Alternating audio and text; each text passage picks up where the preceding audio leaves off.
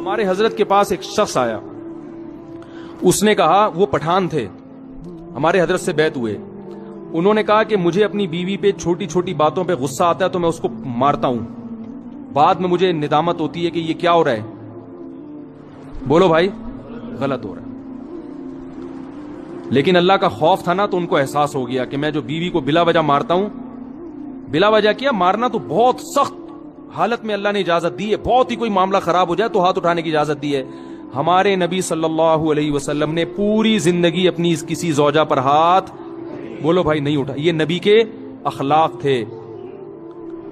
ہمارے ہاں بعض لوگوں میں رواج ہے جانوروں کی طرح کوٹتے ہیں, پیٹتے ہیں, تمیز سے بات ہی نہیں کرتے.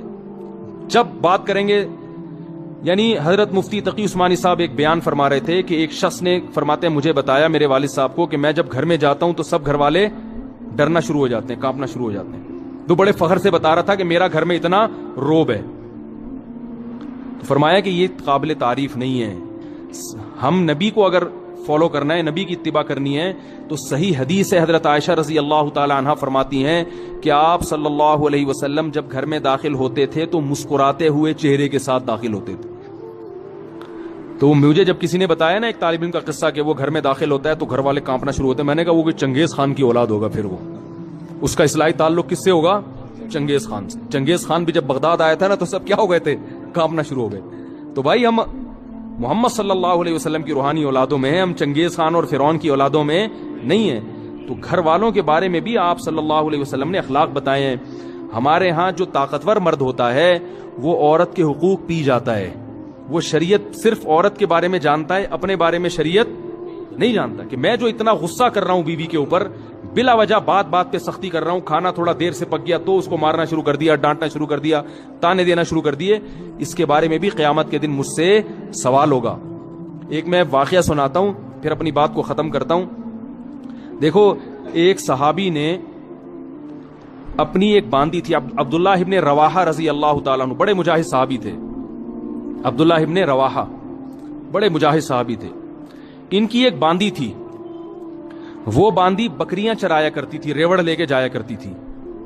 تو ایک بڑی اچھی خوبصورت بکری تھی, بڑی نسلی بکری تھی. عبداللہ ابن رواحہ نے اپنی باندی سے کہا, آپ لوگ کی توجہ ہے نا, مجھے اصل میں ذرا چیخ کے بولنا پڑ رہا ہے, تو کیونکہ وہ اسپیکروں کا سیٹ اپ تھوڑا سا اخپل طریقے والا ہے آپ لوگوں کا, تو اتنا چیخ کے جو ہے نا آدمی پھر سنائی تو صحیح دے رہا ہے, لیکن وہ اس لیے دے رہا ہے نا کہ میں بہت چیخ رہا ہوں. بیان ہو رہا ہے چیخنے کے خلاف اور چیخنا مجھے خود پڑ رہا ہے. وہ ایک مولوی صاحب تقریر کر رہے تھے, میں ان کی تقریر سننے گیا, وہ بہت چیخ کے بول رہے تھے, حضرت علی نے فرمایا. وہ اتنی زور زور سے بول رہے تھے, میرے کان میں تکلیف شروع ہو گئی. میں نے کہا کہ حضرت علی نے کیا اتنی زور سے فرمایا تھا؟ ہے بھائی جیسے حضرت علی نے آرام سے فرمایا تھا تو امام صاحب آپ بھی آرام سے ہی فرما دیں. تو آرام سے ہی بات کرنی چاہیے نا, چیخنا چلانا یہ شریعت میں پسندیدہ کام نہیں ہے. لیکن لاؤڈ اسپیکر ہی, وہ آپ لوگوں کو شاید اتنا اندازہ نہ ہو سسٹم کا, تو اس لیے مجھے چیخنا پڑ رہا ہے بہت زیادہ.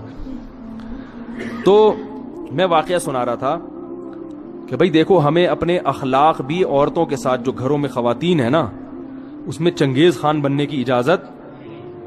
میں آپ کو ایک بات بتاؤں, اگر ناراض نہ ہو, کراچی اور پنجاب میں مردوں کی شکایتیں آتی ہیں کہ بیویاں ظلم کرتی ہیں,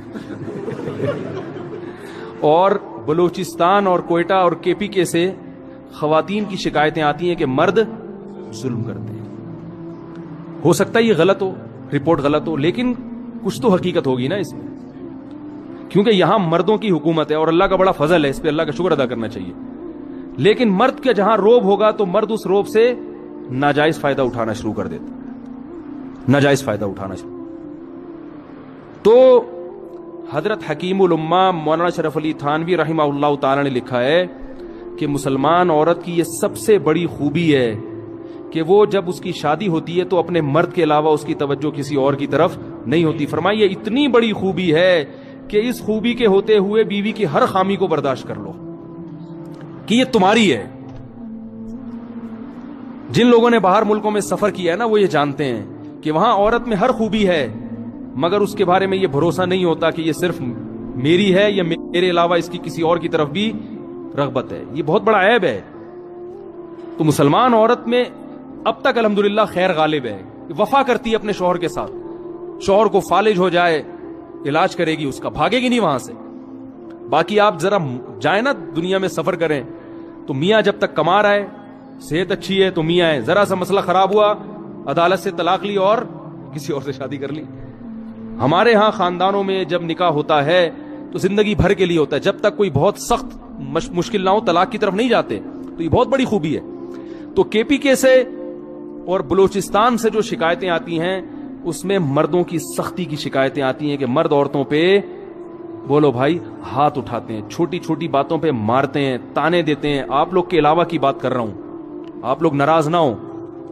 آپ لوگ کے علاوہ جتنے مرد ہیں جو میرا بیان نہیں سن رہے ان کی بات کر رہا ہوں کہ وہ بیویوں کو مارتے پیٹتے بھی ہیں, بلا وجہ چھوٹی چھوٹی باتوں پہ ڈانٹتے بھی ہیں, اور معذرت کے ساتھ اس میں دیندار اور بے دین سب برابر ہیں. وہ سمجھتے ہیں ہماری غیرت, ہم نے بیوی کو جو ہے نا ایسا دبا کے رکھا ہوا ہے, صحیح ہے نا, جب چاہے تھپڑ مار دیں کچھ نہیں کر سکتی.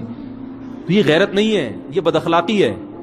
سب سے زیادہ روب محمد صلی اللہ علیہ وسلم کا تھا گھر میں, اور سب سے بڑا حق کس کا تھا؟ محمد صلی اللہ علیہ وسلم کا. لیکن پوری زندگی آپ نے کسی زوجہ پہ ہاتھ نہیں اٹھایا. آپ کہیں گے کہ بھئی ان کی بیویاں اتنی فرما بردار تھیں, جو کہو کر دیتی ہوں گی. ایسا نہیں تھا, فرما بردار تو تھیں, لیکن میاں بیوی میں جو اونچ نیچ ہوتی ہے وہ ہمارے نبی کے گھر میں بھی ہوتی تھی. صحیح حدیث میں ہے کہ ایک مرتبہ آپ صلی اللہ علیہ وسلم اپنی بیویوں سے ناراض ہو کے 1 مہینے کے لیے گھر سے باہر چلے گئے. کیونکہ جب میاں بیوی کا رشتہ ہوتا ہے تو پیغمبر کا اور امتی کا رشتہ الگ ہے, اور شوہر بیوی کا رشتہ الگ ہے. اور اللہ نے آپ کے گھر میں یہ واقعات اس لیے ہونے دیے تاکہ امت کو سبق ملے کہ بھائی اختلاف کے وقت کیا کرنا ہے. تو کتنا پریشان ہوئے ہوں گے کہ 1 مہینے کے لیے گھر سے غائب ہو گئے. فرمایا میں نہیں آؤں گا قریب کسی کے. اور جب 29 تاریخ ہوئی ہے نا تو گھر چلے گئے. صحابہ نے کہا یا رسول اللہ بھی 30 دن پورے نہیں ہوئے. آپ نے فرمایا مہینہ 29 کا تھا.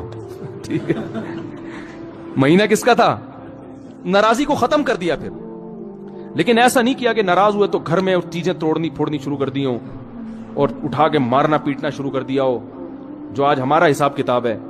ہاں کوئی بہت ہی ٹیڑھی پسلی کی عورت ہے, بالکل ہی سدھرنے کا نام نہیں لے رہی, تو شریعت نے پھر مجبوری میں ہاتھ اٹھانے کی اجازت بھی دی ہے. لیکن ایسی عورتیں ہمارے معاشرے میں ان کا ریشو بہت کم ہوتا ہے, خاص طور پر ان علاقوں میں تو فرما برداری کا عنصر زیادہ ہے. تو اس میں ایک چیز میں ایک حدیث آپ کو سناتا ہوں, اس کے بعد اپنا بیان ختم کرتا ہوں. عبداللہ ابن رواحہ رضی اللہ تعالیٰ عنہ, عرب جو تھے نا یہ عورتوں پہ بڑے سخت ہوا کرتے تھے, خاص کر قریشی. جو قریش کے قریشی لوگ تھے نا یہ بیویوں پہ کیا ہوتے تھے؟ سخت ہوتے تھے. لیکن اسلام آنے کے بعد کیسے تبدیل ہوئے؟ عبداللہ ابن رواحہ رضی اللہ تعالیٰ عنہ نے نبی وہ اپنی باندی سے کہا کہ میری اس بکری کی خاص طور پر تم نے کیا کرنی ہے؟ حفاظت کرنی ہے. تو اللہ کی قدرت کہ وہ بھیڑیا آیا اور اس بکری کو کھا گیا. عبداللہ ابن رواحہ کا غصہ آیا اور انہوں نے 1 تھپڑ لگا دیا باندی کے, صرف 1 تھپڑ مارا ہے, بیوی کے نہیں بلکہ, حالانکہ باندی کا درجہ بیوی سے, باندی تو نوکر ہوتی ہے نا, غلام ہے, لونڈی ہے, اس کا وہ مقام تھوڑی ہے جو بیوی کا ہے. 1 تھپڑ لگا دیا. عبداللہ ابن رواحہ رضی اللہ تعالیٰ عنہ چونکہ مسلمان ہو چکے تھے نا, زمانہ جاہلیت میں تو ہوتے تو 20-30 تھپڑ مار دیتے کہ بھئی اس نے غلطی کی ہے. ہم ہوتے ہم کیا کہتے ہیں, یار بھیڑیے نے کھانا تھا تو اسی بکری کو کھانا تھا ہے بھائی, اور بکریاں نظر نہیں آئیں, اس کا مطلب تمہارے بھیڑیے کے ساتھ کیا ہیں؟ تعلقات ہیں. ٹھیک ہے, تم نے مخبری کی ہے بھیڑیے کو, اسی کو کھاؤ آ کے. 10 باتیں سوچتے اور منفی ذہن چلتا. عبداللہ ابن رواحہ نے غصے میں 1 تھپڑ لگایا, مگر ندامت ہوئی. کیوں؟ اسلام لا چکے ہیں, ان کو پتا ہے کہ ایک ایک عمل کا قیامت کے دن جواب بولو بھائی دینا پڑے گا. اگر اس میں باندی کی غلطی نہیں تھی تو میرا تھپڑ قیامت کے دن اعمال میں لکھا جائے گا, اور عین ممکن ہے کہ باندی کی غلطی نہ ہو, کیونکہ بھیڑیا جب آتا ہے تو وہ تو نگرانی کے باوجود کھا جاتا ہے. اب احساس ہوا تو رسول اللہ صلی اللہ علیہ وسلم کے پاس آئے, عرض کیا یا رسول اللہ میں نے باندی کو تھپڑ مار دیا ہے, کیا مجھ سے ظلم تو نہیں ہوا؟ مختصر سنا رہا ہوں حدیث. آپ صلی اللہ علیہ وسلم نے صحابی کو حکم دیا کہ اس باندی کو آزاد کر دو. اس وقت آج کے حساب سے دیکھا جائے تو باندی کی قیمت کروڑوں اربوں روپے بنتی تھی. سب سے مہنگا مال کیا ہوتا تھا اس زمانے میں؟ باندی. 1 تھپڑ کے بدلے میں نبی نے کیا حکم دیا؟ اگر جہنم کی آگ سے بچنا چاہتے ہو تو اس کو آزاد کر دو. عبداللہ ابن مسعود رضی اللہ تعالیٰ عنہ نے ایک دفعہ اپنے غلام کو مارا وہ بھی غلام تھا، نوکر تھا، بیوی نہیں تھی. غلام کا مقام تو بیوی سے کم ہوتا ہے. جب مارا تو آپ صلی اللہ علیہ وسلم نے کیا حکم دیا؟ فرمایا اللہ اقدر علیک منک علیہ، اے ابن مسعود جتنی تجھے اپنے غلام پہ قدرت ہے نا، اللہ کو تجھے اس سے بھی زیادہ قدرت، اللہ کو تجھ پر اس سے بھی زیادہ قدرت ہے. تو آج اس کو مار رہا ہے اس لیے کہ تیرا نوکر ہے، یہ کچھ نہیں کر سکتا. اللہ تیرے گناہوں پر اگر سزا دینا تو بھی کچھ نہیں کر سکتا، کیونکہ اللہ کو تجھ سے بھی زیادہ طاقت ہے. تو جیسے تو یہ چاہتا ہے کہ تیری خطاؤں کو اللہ معاف کرے، تو بھی اپنے ماتحتوں کی غلطیوں کو معاف کر. عبداللہ ابن مسعود رضی اللہ تعالیٰ عنہ ڈر گئے. فرمایا ہوا عتق لوجہ اللہ یا رسول اللہ، بس اس کا کفارہ یہ کہ میں نے اللہ کے لیے اس کو آزاد کر دیا. فوراً آزاد، کروڑوں روپے کی ملکیت ضائع کر دی اپنی، آزاد کر دیا. تو آج بیویوں کو مارا جاتا ہے، بلا وجہ پیٹا جاتا ہے، بلا وجہ تانے دیے جاتے ہیں. تو نے باپ کے گھر سیکھا کیا ہے؟ تیرے باپ نے تجھے تربیت نہیں کی، تیری ماں نے تجھے سکھایا نہیں ہے. یہ کتنے برے تانے ہیں بد اخلاقی والے. بھائی کوئی خامی ہے تو محبت سے انسان بتا دے. ہمارے ہاں اصلاح کا عنصر کم ہوتا ہے، تانے دینے کا عنصر بولو بھائی زیادہ ہوتا ہے. تو بھائی یہ اگر آپ اس طرح سے کریں گے تو کل قیامت کے دن اس کا جواب اللہ کو بولو بھائی دینا پڑے گا. تو یہاں بھی اپنے اخلاق درست کرنے کی ضرورت ہے.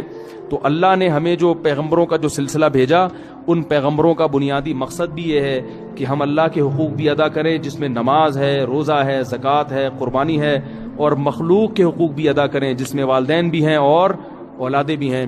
تو یہ ساری چیزیں ہمارے گھروں میں آئیں گی جب ہم دین کی طرف آنے کی کوشش کریں گے. اور آج آپ اپنے بڑوں کے حقوق ادا کرو گے تو کل بڑھاپے میں آپ کی اولاد آپ کے حقوق ادا کرے گی. اور اگر آپ آج نہیں ادا کرو گے تو کل بڑھاپا پھر آپ پر بھی آئے گا، پھر لوگ آپ کے حقوق بھی ادا کرنے کے لیے تیار نہیں ہوں گے. اللہ تعالیٰ سے دعا ہے کہ جو کچھ کہا سنا اللہ تعالیٰ اس کو، اس میں جو کمی کوتاہی ہوئی اللہ معاف فرمائے اور اس پر ہم سب کو عمل کرنے کی توفیق عطا فرمائے. سبحانک اللہم بحمدک نشہد ان لا الہ الا انت نستغفرک ونتوب الیک.